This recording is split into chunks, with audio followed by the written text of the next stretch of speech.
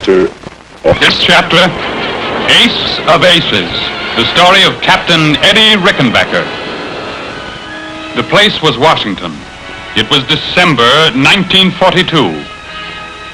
Captain Eddie Rickenbacker was relating one of the grimmest tales of the Second World War, the story of his 3 weeks adrift in a life raft in the Pacific Ocean.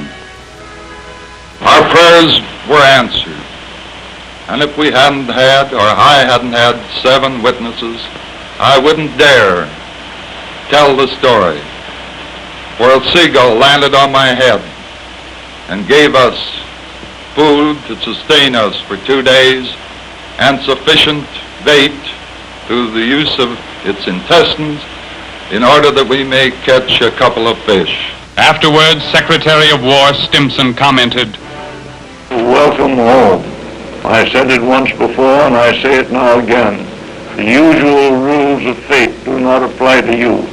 Thank you, sir. The rules of fate had never applied to Eddie Rickenbacker. Ever since the beginning in Columbus, Ohio, at the turn of the 20th century, Eddie had made his own rules. His family lived on the wrong side of the tracks. Grinding poverty produced a kid who was tough, stubborn, and rebellious. His father couldn't handle him, neither could his teachers. Neighbors predicted he would come to a bad end. Then his father died, and Eddie became breadwinner of the family. No more school. The boy found a job in a shop which produced those newfangled gasoline buggies. One day he read that 2 brothers named Wright had actually flown an airplane. They became his heroes. Perhaps he too might become an aviator. But first he had to learn all there was to know about cars. Eddie was 15 when he took his first automobile ride. The next step, automobile racing. Indianapolis, 1911, the first 500-mile race in history was beginning. Among the drivers entered was 21-year-old Eddie Rickenbacker. His first big race, 7 hours of mental and physical agony. He didn't hope to win. If he finished in the money, that would be enough. Other drivers crashed through the fence, but the rules of fate didn't apply to Eddie. He didn't win, but he did finish in the money. Soon he was famous as a daredevil of the tracks. By 1916, he stood 3rd among the Speed Kings. That year, he earned $40,000. Next year, he might well become America's top-ranking driver. But Eddie gave it up for a chance to become an aviator. 1917, the United States had declared war on Germany. Rickenbacker enlisted as a doughboy, hoping to get transferred to the Air Corps. It didn't work out that way. Eddie became a driver for General Pershing's staff. His request for transfer rejected. Too old, not enough education, too good a driver. It seemed he would serve out the war behind the wheel.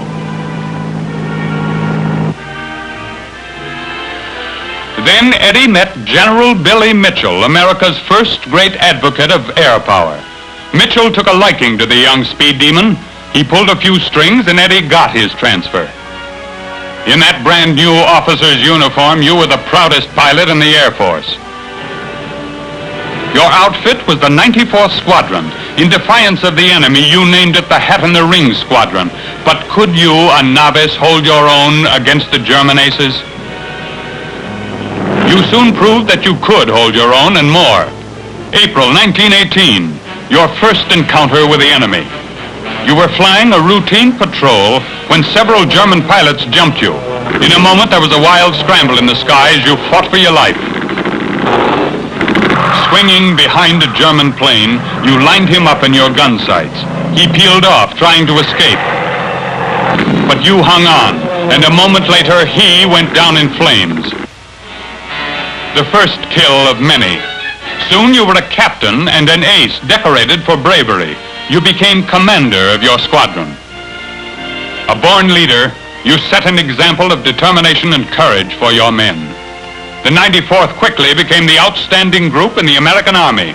It led all others in bombing missions and enemy planes brought down.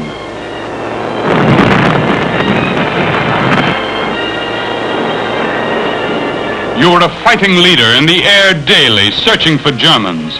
Your score of victories grew steadily as the months passed. 12 Germans shot down by September 1918, 22 by October, 26 by November. In recognition of valor, more decorations for you and your men. When the war ended in November, you were America's ace of aces. Peace at last. Hands that had held guns were now outstretched in friendship, and with peace, thoughts of the future. You would not go back to automobile racing. You had learned where you belonged. Your future was in aviation. Detroit. In 1919 went Eddie Rickenbacker after his discharge from the Army. With financial backing, he began the manufacture of automobiles. Sternly realistic, he knew aviation was then still in its infancy. Somehow, he would get back into flying later on. Right now, he wanted to make money. His was the first American stock car to use four-wheel brakes. Newly married, he seemed slated for success. But his car was too advanced for the public, and the company failed. Eddie took a job selling automobiles. But the United States did not forget her ace of aces. Eddie Rickenbacker was the most decorated flyer of the First World War. Now, with President Herbert Hoover looking on, he received the most highly prized decoration of all, the Congressional Medal of Honor, a proud moment for Captain Eddie, his wife, and sons. There was another proud moment when Eddie was named Divisional Sales Manager of the General Motors Corporation. He worked hard, gained the trust of his superiors. But Eddie still loved planes, and in 1933 came the chance to go back into aviation. At that time, Eastern was a run-down operation. Against the advice of friends, Eddie took over and set to work reorganizing the airline. He was constantly traveling, flying the routes, revamping the operation from top to bottom. His knowledge of flying and instinct for leadership came into play. As he had inspired his men of the old 94th Squadron, so now he inspired his co-workers at Eastern. Hard work brought results. The line began to make money. Then, in 1938, unless Eddie bought the line, he was out. He went to Wall Street for financial backing. All he could offer as security was his name and record. But that was enough. He got the money. Ownership of the line involved even more work and greater responsibilities. New planes were ordered, the most modern the industry could produce. Rickenbacker personally supervised details of construction. A happy moment as one of the new airliners was christened by the then First Lady, Mrs. Franklin D. Roosevelt. The event had its humorous side. Mrs. FDR couldn't break the champagne bottle. Then tragedy in 1941. Eddie was flying south. Near Atlanta, Georgia, the airliner crashed. Rickenbacker had been trapped in the wreckage with broken ribs and gasoline burns. Although in terrible pain, he refused to be removed until the last passenger had been rescued. It was hours before he could be taken to the hospital. The doctors gave him up for lost. But as usual, the rules of fate didn't apply to Eddie. He recovered. 1942, America was at war, and again you tossed your hat into the ring. Back on your feet, you helped to boost morale on the home front. Then a visit with the boys of the new 94th Squadron. You wished them good luck and good hunting.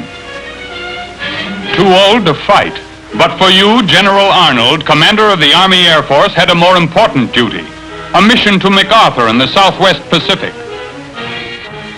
Hickam Field, Hawaii, first leg of the long flight. You talked there with the GIs while your plane was being made ready.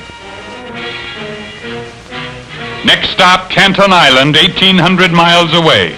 With a good ship and a good crew, the length of the hop was nothing to worry about. Or so you thought. Far out in the Pacific, the plane went off course, lost over the ocean. Fuel tanks almost empty. You took command. When the tanks were empty, you ordered a crash landing in the ocean. Things happened quickly. Water flooded the ship as she hit the sea. You knew she'd sink fast. Only a few seconds to float the life rafts and abandon the plane. In the confusion, food and water was forgotten as you watched the plane go down. 8 men adrift on 3 rafts. For food, only a seagull, a few fish, and some rainwater. 24 days passed. 1 man died. The others were close to death. You had given up all hope when the night was lit with flares and a plane landed nearby. Rescue. It was hard to believe. They had found you in the nick of time. Another day might have been too late.